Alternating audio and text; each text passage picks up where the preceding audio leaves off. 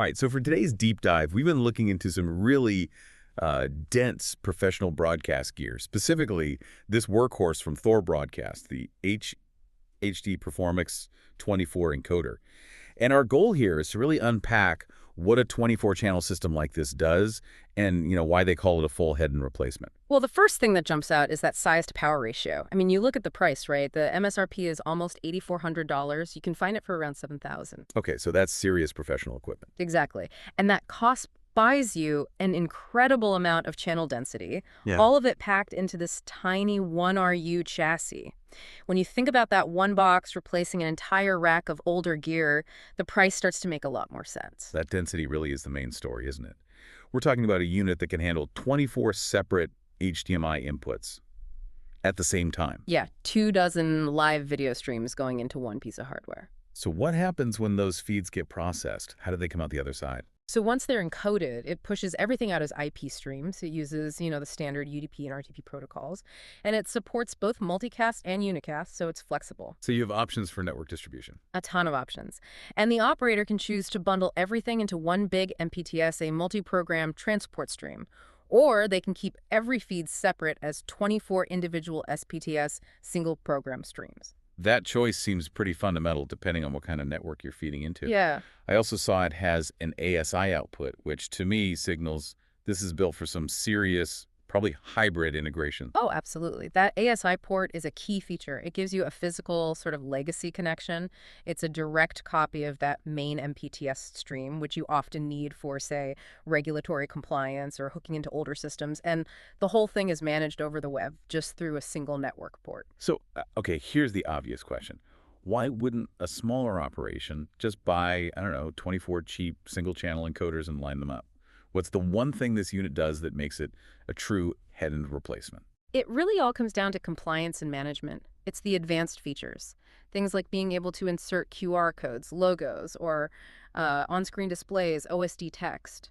But more importantly, it handles all the crucial metadata, the PSSI editing and insertion. And for anyone who's not deep in this world, what exactly is PSISI? It's program-specific information and service information. Think of it as like the table of contents for your video stream. It's the data that tells a set-top box or a TV what the channel is and exactly how to decode it. Without it, your video is just noise. Right, so it's the invisible data that makes it all work. What about keeping everything in sync? We should probably talk about PID remapping and PCR adjusting. Now you're getting to the core of professional compliance. This box has incredible granularity. You can have up to 180 output PIDs per channel. But the real magic is the PCR, the program clock reference adjusting. That is the heartbeat of your digital video stream. If that timing is even slightly off, your audio and video fall out of sync and the whole feed is useless, non-compliant. That explains the price tag then. It's not just encoding, it's managing the stream perfectly. So let's look ahead. There's a newer version, the Performux Plus model, that adds H.265 HEVC. Why is that codec upgrade so important for anyone planning their infrastructure long-term? In a word, efficiency. The base model uses H.264. By adding H.265, the source material claims you can save up to 75% of your bandwidth. 75%. Yeah. On 24 channels, that's a massive number. It's a fundamental shift.